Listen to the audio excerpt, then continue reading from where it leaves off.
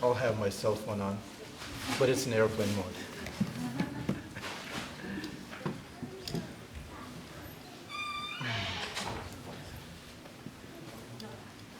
We'll chant few invocation prayers, and some of you who know it, you can chant along. Basically, there's a mantra we chant regularly before the class. It's called Om Namo Bhagavate Vasudevaya. So Vasudeva is also the name of Krishna, one more name of Krishna, and it means he who is the source of everything. So we are connecting to that source by chanting this prayer. Om Namo Bhagavate Vasudevaya. Om Namo Bhagavate Vasudevaya. Om Namo Bhagavate Vasudevaya. Om Namo Bhagavate Vasudevaya. Om Namo Bhagavate Vasudevaya. Om Namo Bhagavate Vasudevaya. Om Ajnanatimirandasya Jnananjana Shalakaya Chakshurunmilitam Yena Tasmai Shri Gurave Namaha. Shri Chaitanya Mano Vishtam Sthapitam Yena Bhutale Swayam Rupakadamayam Dadati Svapadantikam Vancha Kalpatarubhyascha Kripa Sindhubhyo Vacha Patitanam Bhavanebhyo Vaishnavebhyo Namo Namaha. Jai Shri Krishna Chaitanya Prabhu Nityananda Shri Advaita Gadadhar Srivasadi Gaur Bhakta Vrinda. Hare Krishna, Krishna Krishna, Hare Hare. Hare Ram, Ram Ram, Hare Hare. Hare Krishna. Thank you for being here today. In our tradition, this is a special day. It's called Ekadasi. And Ekadasi is like the mother of devotion, we call it. So, by speaking and hearing and discussing about Krishna, we are actually moving one step closer towards Krishna. So, I know so many of you are familiar here, and some of you are probably here for the first time. How many of you here for the first time, if you don't mind? Okay, quite a few. Thank you. Thank you for being here. This is our Sunday festival. As you saw a few minutes back, we celebrated by chanting and dancing. It's part of our tradition to chant and dance, glorification of the God, and who is Krishna. And then we also refer to this sacred text called the Bhagavad Gita, or just the Bhagavad Gita. And this is the most essential book to understand the philosophy of Krishna consciousness, and also many truths about the Absolute Truth. Absolute Truth, all other name of Absolute Truth is God, Krishna, but there's also so many relative truths that we come across in this world, and also so many other things that we may not know how they're all connected to the Absolute Truth. So Bhagavad Gita is a foundational text in the Bhakti philosophy. It teaches how everything is connected to that Absolute Truth. And Bhagavat comes from the word Bhagavan. Bhagavan means, other name is Supreme Personality of God, Godhead. Means one who is possessor of all kinds of opulences. So as Srila Prabhupada would say, some of us have some opulences we come with, right? Or we acquire in this world, whether it's wealth, whether it's power, strength, beauty. So we have something. We all have something. But nobody can claim, I have everything to the fullest degree. And the only person who has to the fullest degree is Bhagavan. One who is the possessor of all opulences to the highest degree. So that's where the word of Bhagavat comes from. And Gita means song. So this is whole discussion is happening in the battlefield. Nobody sings in the battlefield, do they? How often do you see? Nobody even have any conversation in a battlefield. It's so intense. You see any sports, right? somebody's in a race or something, very intense, it's fully concentrated, right? You don't want to get distracted.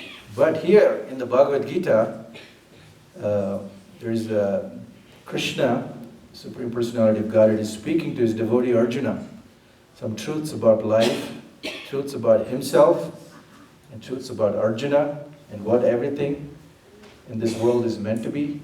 All these supreme secrets. He chose the battlefield. And it's an intense conversation, but it's very enlivening and enlightening. So it's described, like in the beginning of the Bhagavad Gita, Arjuna, he's a great warrior. He was a great yogi in his own right. He seemed to be perfectly all right. He's capable of managing every situation. In fact, better than that. But somehow he was put in a situation where he had to fight his own family members. Sometimes this happens in a big royal families, right? When some kind of dissension or some kind of plots happen, intrigues happen in royal families, and somebody wanted to take away the rightful heirs and also establish their own selfish motives. So Krishna is guiding Arjuna, but unfortunately Arjuna has to face his own family as his opponents.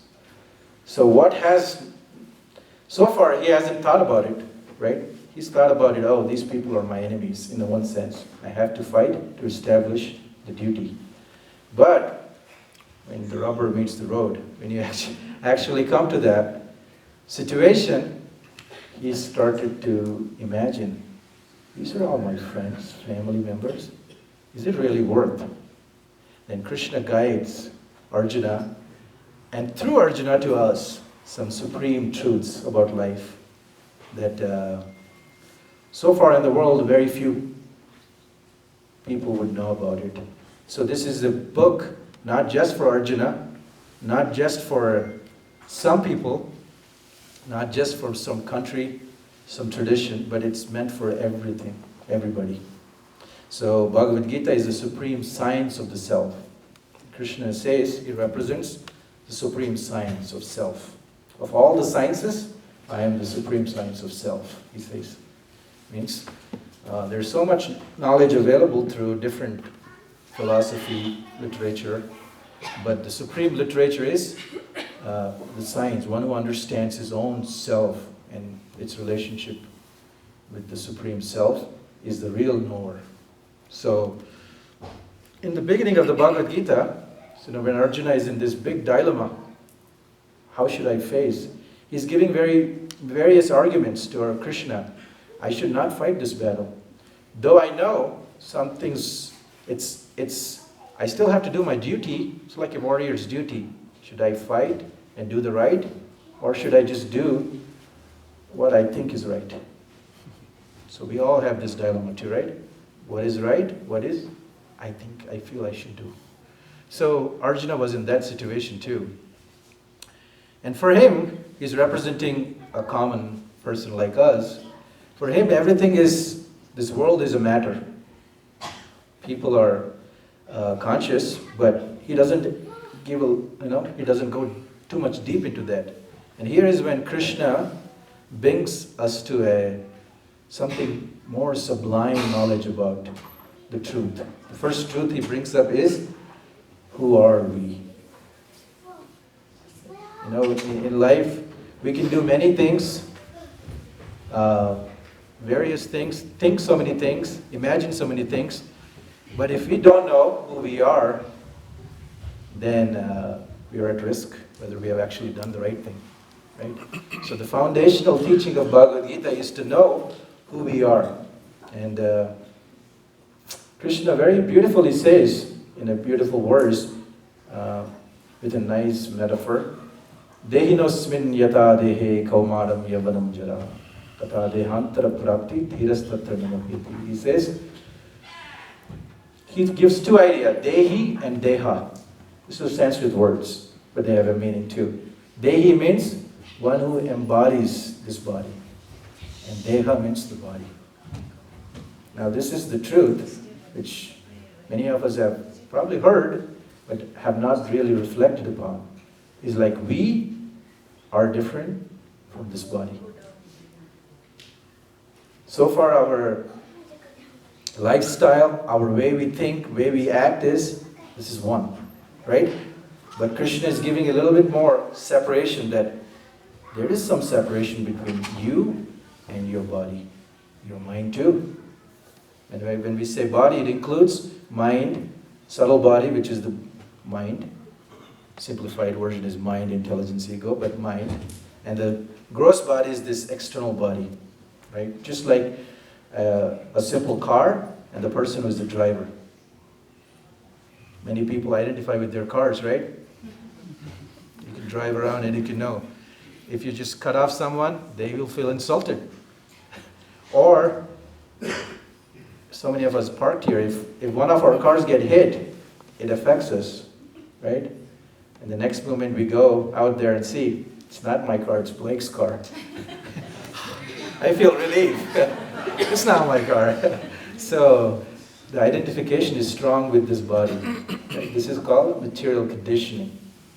So Krishna says that though truth is there, that you're different from this body, it's not that easy to perceive it. So you have to be introspective, sober, thoughtful. So today we're going to talk about this, being thoughtful, introspection a little bit. Because generally when we talk about introspection, we're saying somebody's very quiet, thinking, are you going to do something? I have to think about it. So introspection is just like we want to think over and over and over. That's true, in common terminology, that also is being introspective, thoughtful. But according to Bhagavad Gita's perspective, introspection means something more than just thinking about something, right? So with this truth, what we learned, this world is, or we are not just this body. A person starts to discern the reality more than what he's seeing. So that means who I see is not just their body. So who I talk to, who I react to, who I fight with is not just one person. There's more than one. There is a real soul, and there is the acquired body by them, who is influencing that person, who has hijacked that person to act in a certain way. So far we've been reacting, acting with them, conversing, and reciprocating with only one reality. Now Krishna has opened up some higher reality, that you're not just working with one person. And this is very important. This is very important to be thoughtful, to be introspective, is to see, discern that the world is a combination of both matter and spirit. This is what an introspective person is supposed to be. He's not saying the world as external, just people moving. He's also saying people, their minds, and their spirits. He's seeing everything. So introspective sage.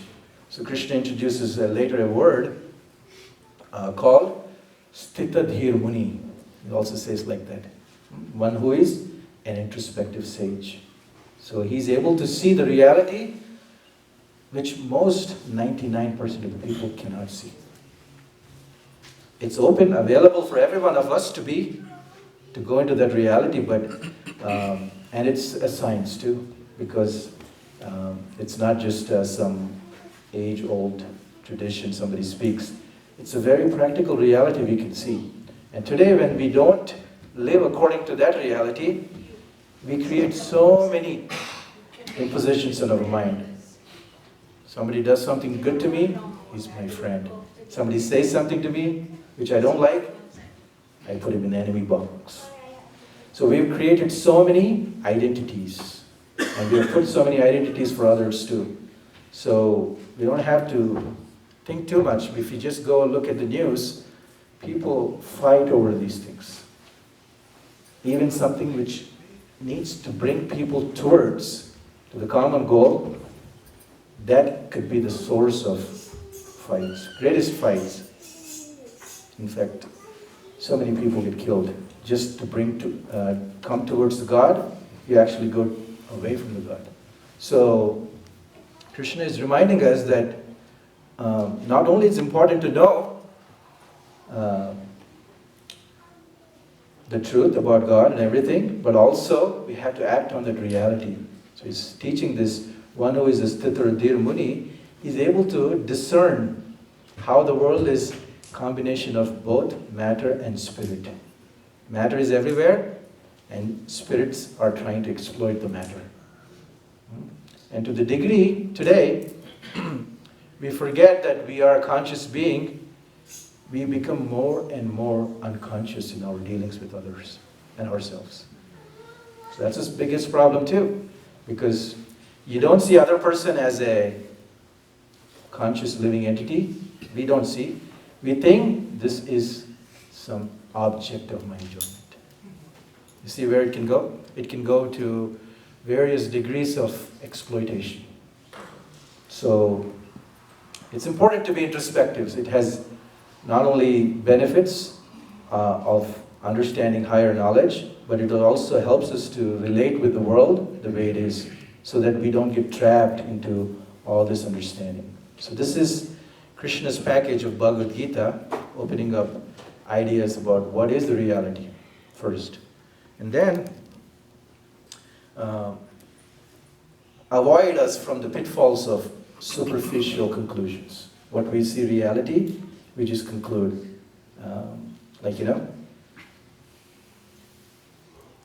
We see one reality, like my son says, sun rises in the east. And I tell him, sun is always there. No way. Sun always rises in the east, sets in the west. That's reality? Yes, that's truth too. But is it absolute truth? Maybe not. So, what is truth to a certain understanding, certain level of reality may not be the ultimate reality too.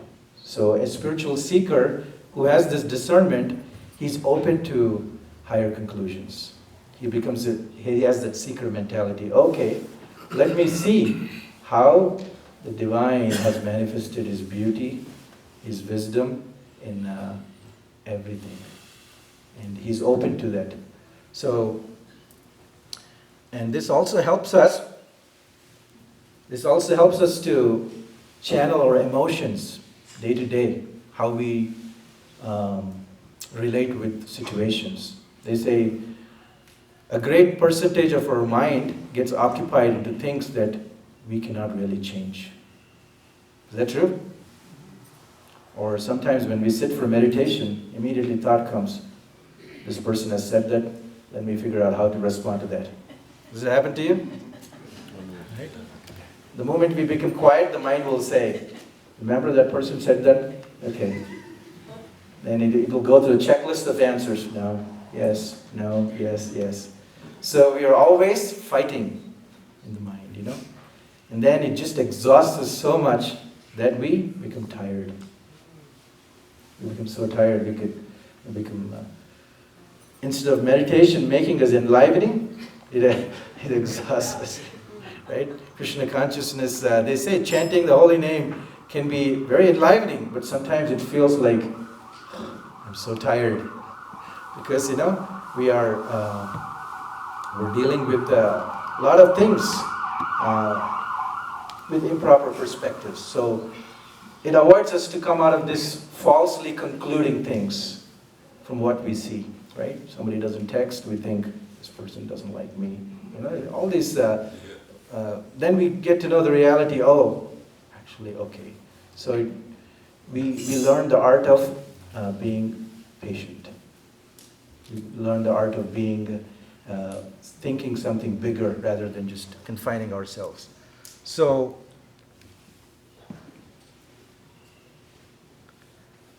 Now, the interesting thing is, so far we thought, being thoughtful. So what actually really thoughtful means, right? So being introspective. So far we thought introspective means, okay, let me program myself so that I can act in a certain way. No, that's not the introspection we're talking. When Krishna is saying, Stitadir Muni, he's talking about a different dimensional. It's not just a linear way of changing our way of thinking in this world, right? It's not like going to be a, what do you call that talks you give? TED Talk? TED Talk. It's not like a TED Talk where you feel so good. Yeah, I think I got it. I'm going to apply. And the next moment you realize, well, it's actually, I've done the same thing. And again, I'm doing the same thing. So we see reality is, one is, we understand there is emotions. That's first thing to understand. There are things that I'm seeing myself. That's one stage of introspection. The second level, deeper level of introspection is to see, where is it coming from? So we have to address that too. So many times we just feel like, yeah, that talk felt good. I will go ahead. And it happened to me too. I'll just sit down and I think I'll knock it off. And then 2 months later, we're back there. It's like, what has happened? And Arjuna is asking this question too. Where is this coming from? And sometimes, deeper layer introspective person will see, even though I don't want it, I'm forced to do it. Has that happened to you? So, as if there is some force pushing me to do this. So, Arjuna is asking that question too. He's like, I don't want this. I know this is not the right thing to do, but I am pushed to do it. For him, it was, his right thing was not to fight the war. So Krishna is saying, dealing with that too. And so this introspection is not just like that shift. Okay, I'm going to do this. It's actually a shift of consciousness. And that is what Krishna consciousness means. It's not just, Srila Prabhupada says, it's not just artificial adjustment of the mind. We actually need to raise our consciousness. It's like on a different dimension. So you're seeing reality, same reality as everybody else is seeing, but you're able to see something deeper. We are able to see something deeper. So our reactions, our actions, everything are not just responding to a superficial reaction, things. So this needs like, what do you think it needs? When we're talking change in consciousness. Change in thinking, well, you can watch a video, you can think about it. But what do you think we need to do to change our consciousness? Any thoughts? Connect to Krishna. Connect to Krishna, okay. Introspect. Introspect, okay. And? Be one with yourself. Be? Be one with yourself. Be one with yourself. Any other thoughts? Read books. Read books. I guess everybody's giving how to do it, what to do, but You have to shift. how does the shift really happen? Renounce yourself to Krishna. Renounce yourself to Krishna. Nice. Yes, ma'am. And I've noticed too that if you try to attack the problem, like, okay, this is how I have to fix it, I get more entangled in it. But if I shift and do, like, whatever, chanting, service, anything else, that automatically starts to fix this problem over here. Without me having to focus directly on it, I turn my mind to Krishna, like you were saying. So what happens when we turn our mind to Krishna? I don't know. Yeah? We get purified. Yes, purification. Srila Prabhupada beautifully says, Tada paramahamsanam muminam amalatmanam. So how does one go deeper in consciousness to get to that level of introspection? It doesn't happen just by adjusting our mind. One has to be purified in the heart. So the world we are seeing is not because the world is bad. The people we are seeing, we are having problem is not because people are bad or something is bad. It's actually, we are not seeing with the right perspective because of our own contamination in the heart. So one time, one person was every day looking at his neighbor through the window. this person is always, he's seeing his, clothes on the line. It's like, why does this guy wash everyday dirty clothes? Still dirty, and every day it's getting worse. Every morning he's seeing through the window, like, I have to tell this person that stop washing your dirty clothes, use better detergent. And one day he sees it, it's all clean. And he says, he's talking to his wife, of course, and says, wow, finally, something descended into his mind that he washed properly. And the wife said, no, actually I cleaned the windows. So that's our life too. We are trying to, when we're saying change our consciousness, it's involved purification. Means cleansing our heart. Amalatmanam. Mala also means contamination. Amalatmanam means to purify. So then we start to see the reality is actually not opposing me. Everything is there to support me, to my growth. People are not there to prevent me or push me. Rather, people are here to educate and enlighten me. Suddenly the reality becomes what is being spoken by the great saints and teachers, then we are able to connect to that reality. Till that, it's just a teaching. When we start on the process of purification, then they're praying. They're praying that whatever is happening to me, may Lord just let me accept as your gift. Right now, we may not be able to pray like that because we're thinking there's such a disconnect, right? What are they talking? There's so much bad here. This person is like that person is like that. So we are fighting ourselves. Actually, we're not even fighting anything. So when we wake up to this, go to a little deeper dimension of purifying ourselves, that's what one becomes Sthitadhir Muni. Fixed means, I understand this whole world is not here to punish me. The whole world is set to bring something better out of me. Right? So there's a different perspective one comes out of that. And there's a beautiful verse I want to read. We were discussing in a class too. It's in the Chaitanya Charitamrita.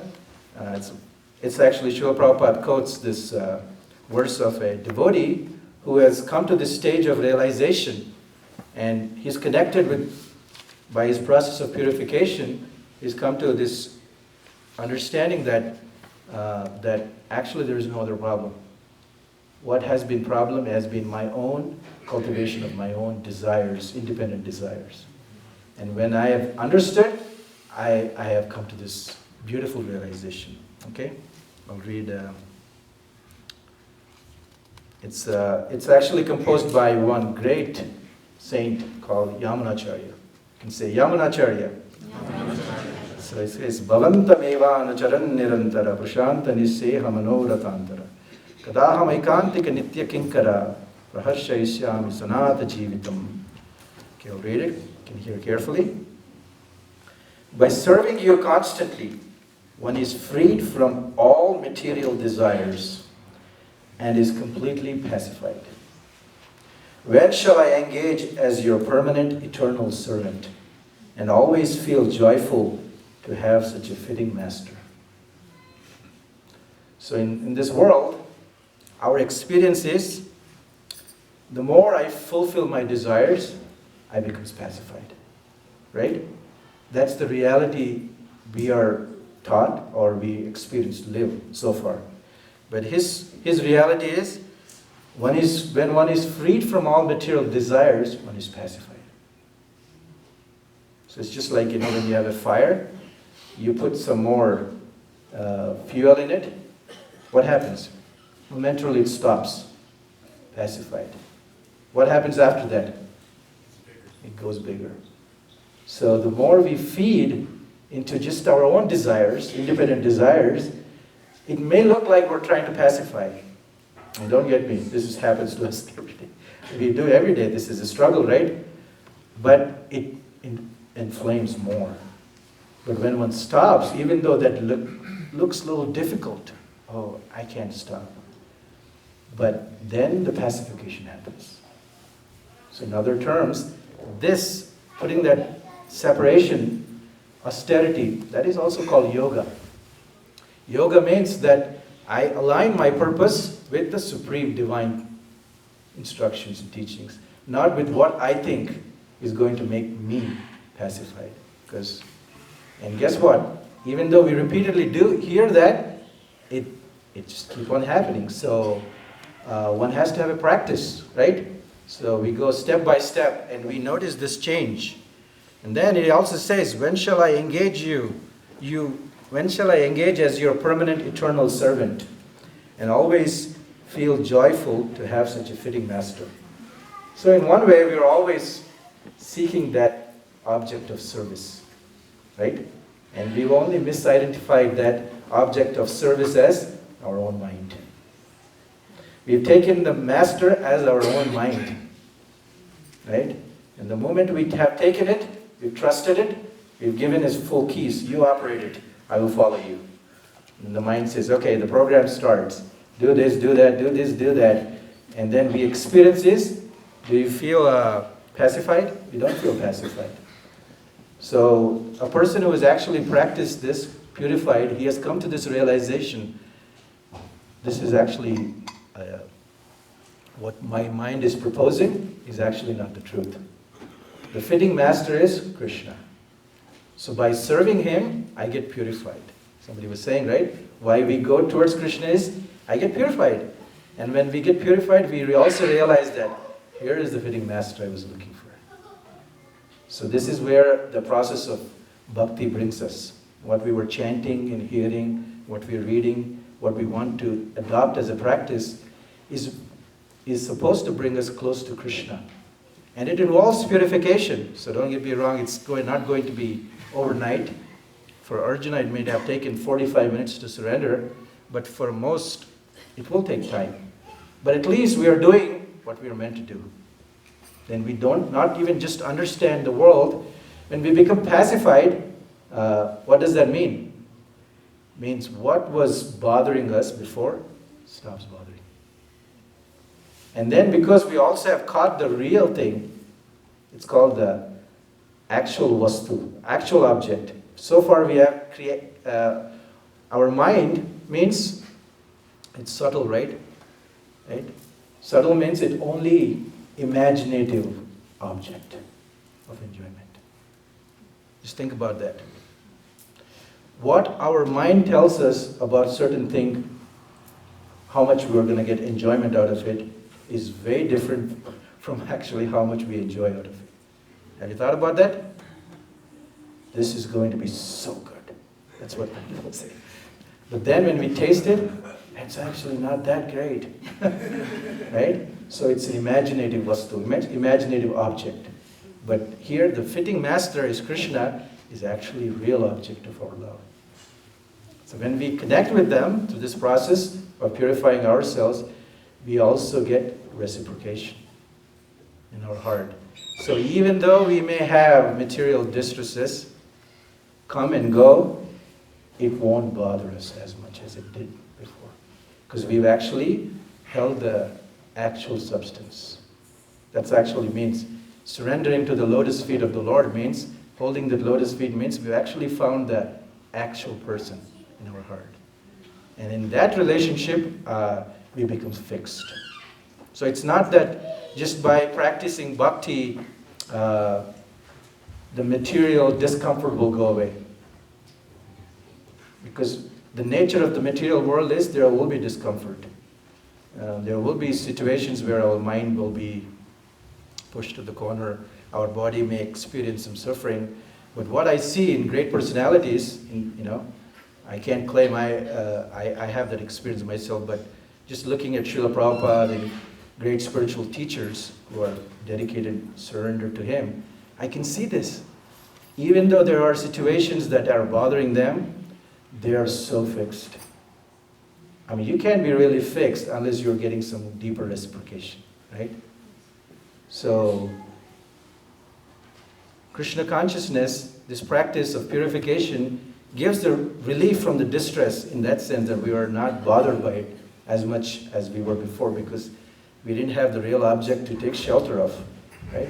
So you're getting a tornado, there is no shelter. Mind is saying, run under the tree, go under this, right there. So we're just hoping that will give us shelter. But our repeated experiences, it's not true. But the practice of purification not only helps us to detach, but also attached to Krishna. So one becomes enlivened in that association. So this is where the prayers of great personalities in the Srimad Bhagavatam and other Bhagavad Gita and other literatures are, because they are on that platform. They have taken shelter. And they have encouraged us to take shelter that way too. By taking shelter, we're able to handle the material ups and downs, and also we become attracted to the all-attractive. So, in simple words, if you didn't hear anything so far, no problem. Srila Prabhupada gives a very simple analogy. You can remember this. So there is a magnet and there is an iron, right? So what happens when you bring them? They attract each other, right? So Krishna is like that magnet and we are like the iron. Naturally attracted. So is that a science or is that a theology? Science, right? So that is a material science. The spiritual science means we are naturally attracted to God or Krishna. But what's the caveat? What's the pure? If the iron has a lot of dirt, does that attraction happen? No. So what do you have to do? Clean. When we clean, what happens? Naturally attracted. So in one sense, our chanting Hare Krishna, our practice of bhakti is just that cleaning of that. And nobody has, Srila Prabhupada says, nobody has to give you a certificate you are spiritually advancing. You will know yourself. You don't have to go to a university. Am I spiritually advanced? No. You will know when your heart is getting attracted to Krishna, to come closer to Krishna. And how do we know? We manifest divine qualities. What are the qualities of the soul? Also manifest. And means there are 26 qualities, there are many qualities, right? So what was difficult before becomes easier in life, and we are not bothered. So this is the practice of bhakti. There are many processes of purification, but Krishna says, of all the yogis who follow many, many paths, one who practices the path of devotion, he's able to get complete understanding of him. And also, quickly. So, who wants complete and quicker process? Everybody wants that, right? Quicker and complete.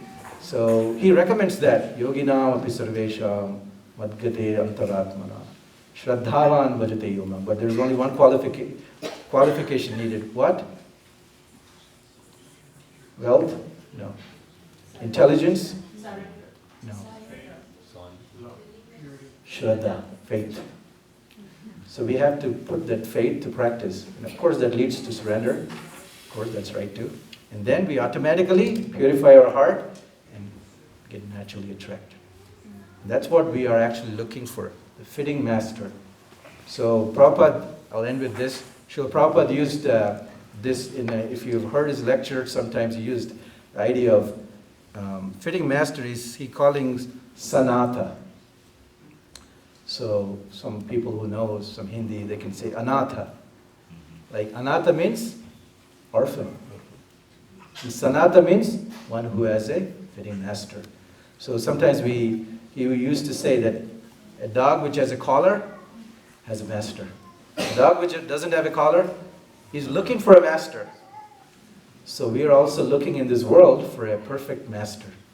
And that is Krishna. So by this purification we can find him. So I'll stop here, and then we can continue with the rest of the program. Srila Prabhupada ki jai. Bhagavad Gita ki jai.